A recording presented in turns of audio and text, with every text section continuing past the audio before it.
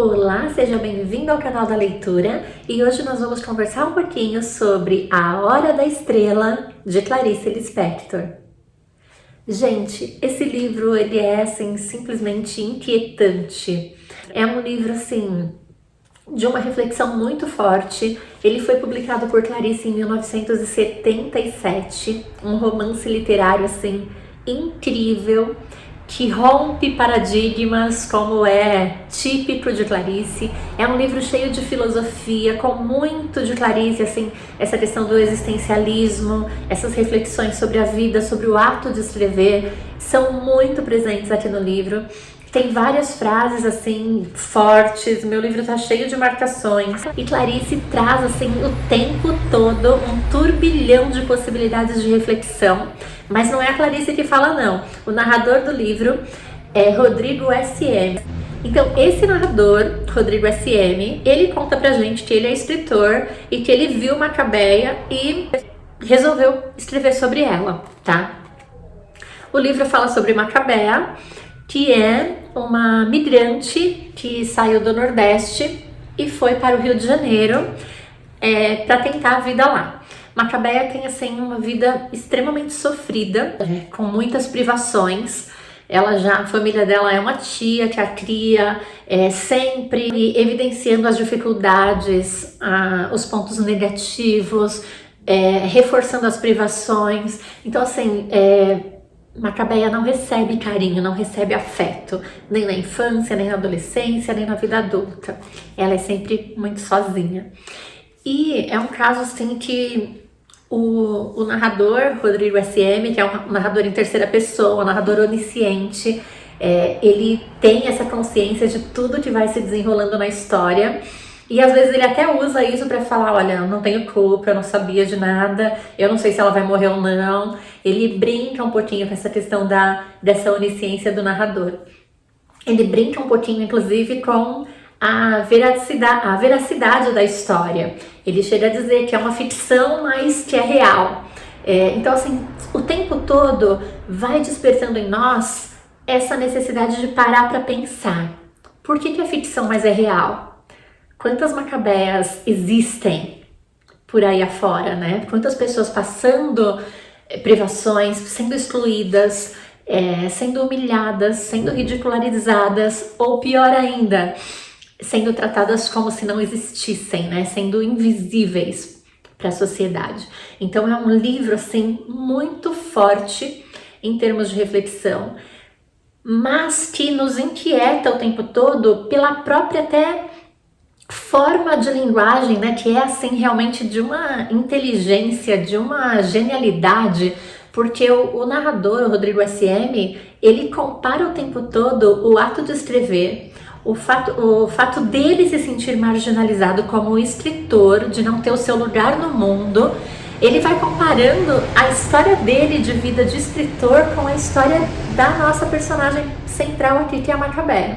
E o Rodrigo faz questão de descrever como sendo feia, mal cheirosa, miserável, assim, é abaixo da linha da pobreza, porque ela não tem dinheiro sequer para fazer 3 refeições por dia, ela come sempre cachorro quente com refrigerante, e ela toma café frio antes de dormir, então ela tem muita azia. Então, assim, é uma pessoa que não tem saúde, que não tem dinheiro, que não tem amigos, que não é querida, que não é bonita, que não é limpinha, porque ele fala, inclusive, que ela não gosta de tomar banho, então ela cheira mal. E então, assim, só coisas ruins. Ela tem uma profissão que é datilógrafa, mas ela escreve errado, ela engordura as páginas de tudo aquilo que ela produz no seu trabalho, então ela também não tem sucesso profissionalmente. Ele não traz, assim, nada de bom em Macabeia. Apesar disso, ele diz que ela não entra em desespero, que ela não tem, assim, ela não vive um grande sofrimento, porque a vida é assim para ela e pronto, e ela não pode fazer nada para melhorar isso. Então ela não tem sequer um sonho, um desejo de melhorar. Macabeia consegue um emprego no Rio de Janeiro como datilógrafa, o tempo todo correndo o risco de ser despedida, porque ela não faz bem esse trabalho, né? Como eu disse, ela mal sabe escrever e ainda suja de gordura as folhas. Então o chefe dela já chegou, não a demitiu antes ainda por piedade. Ele teve pena da forma como ela se desculpa, porque Macabeia se desculpa o tempo todo. Você fala, você a ofende e ela pede perdão por ser assim, por ter perguntado isso, por ter dito isso. Ela vive um relacionamento abusivo com o Olímpico, seu único namorado, que depois a troca pela sua melhor amiga, Glória. E Glória também não sente remorso, porque ela fala, a culpa é da Macabeia. Ela que é muito tonta, então a culpa é dela. E Macabeia não faz nada, não entra em desespero, continua sendo amiga de Glória, porque ela acredita que ela realmente não pode fazer nada. E o narrador a descreve como alguém que realmente não pode fazer nada. Não tem força, não tem condição, não tem vontade, não tem possibilidade, não tem oportunidade. Macabeia não tem nada. É um livro, assim, muito chocante, muito forte. Clarice é Clarice, né, gente? Então, ela traz aqui, o título é A Hora da Estrela, mas ela traz uma página inteirinha de possibilidades de títulos. A Hora da Estrela, A Culpa é Minha, ou A Hora da Estrela, ou Ela que se arranje, ou O Direito ao Grito, Quanto ao Futuro, ou O Lamento de um Blue, ou Ela Não Sabe Gritar, ou Uma Sensação de Perda, ou O Assovio no Vento, ou Eu Não Posso Fazer Nada, ou Registro dos Fatos Antecedentes, ou História Lacrimogênica de Cordel, ou Saída Discreta pela Porta dos Fundos. Nesse título, né, nesse possível título, Saída Discreta pela Porta dos Fundos, o narrador Rodrigo S.M., ele fala justamente, né, dessa semelhança dele com a Macabeia por serem ambos marginalizados, não encontrarem seu lugar no mundo, serem invisíveis às vezes, e aí ele fala um pouquinho mesmo da vida do escritor, é um certo protesto nesse sentido, mas aí ele conclui dizendo que, mas diferente dela, ele tem consciência desse seu papel de marginalizado, e isso já faz com que ele seja diferente. Talvez até sofra mais, mas, por outro lado, ele sabe a hora certa de sair discretamente pela porta dos fundos, o que Macabeia não sabe. Cada possibilidade dessa de título que Clarice levantou aqui e acabou optando pela Hora da Estrela para fazer a capa do livro, tem um sentido forte no livro. A Hora da Estrela faz uma alusão à vida de Macabeia, né? Eu falei que ela trabalhava como datilógrafa, ela tinha um emprego, e quando ela tinha dinheiro, a paixão que ela tinha, assim, era poder ir ao cinema. Então ela tinha esse sonho com as estrelas de cinema, né? Essa admiração, essa paixão. Então, quando a gente fala da Hora da Estrela, a gente está falando no livro da Hora da Morte de Macabeia, que depois de ir na cartomante e sair de lá grávida de futuro, é uma das expressões mais lindas que eu já vi num livro, estar grávida de futuro, com esse sentido tão metafórico de ter esperança, de pela primeira vez pensar no futuro, pensar com esperança, fazer planos. Macabeia sai assim da cartomante, e aí ela é atropelada por uma Mercedes, um carrão assim de luxo, e todos param para ver. Então ela morre assim com uma grande plateia. E o narrador, assim, ele fica muito tempo narrando esse sofrimento da Macabeia. Detalhadamente ele narra essa morte. E é a morte que dá a Macabeia essa oportunidade vital de reconhecer-se como um ser humano capaz de planejar o futuro. Porque até então ela vivia unicamente o presente, fazendo tudo sempre do mesmo jeito, sem nenhuma perspectiva, nem de melhorar, nem de piorar. Ela simplesmente vivia. É assim um livro, gente, difícil. Primeiro que assim, ele começa, né, o narrador começa dizendo que vai contar a história de Macabeia, mas parece que ele não começa essa história nunca.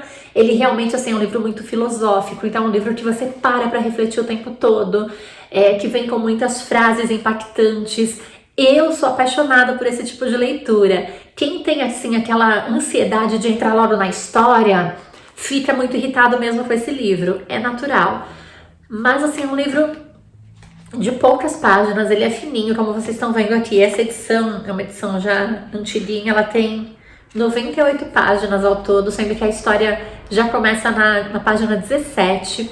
Então, é um livro assim curto, a linguagem não é difícil, não é muito elaborada. A questão mesmo é toda essa filosofia, todo esse pensamento e todo esse paralelo que a gente vai vendo da apresentação do narrador, escritor, Rodrigo S.M., que vai se entrelaçando com a história de Macabeia. Algo curioso sobre o narrador que eu não poderia deixar de falar.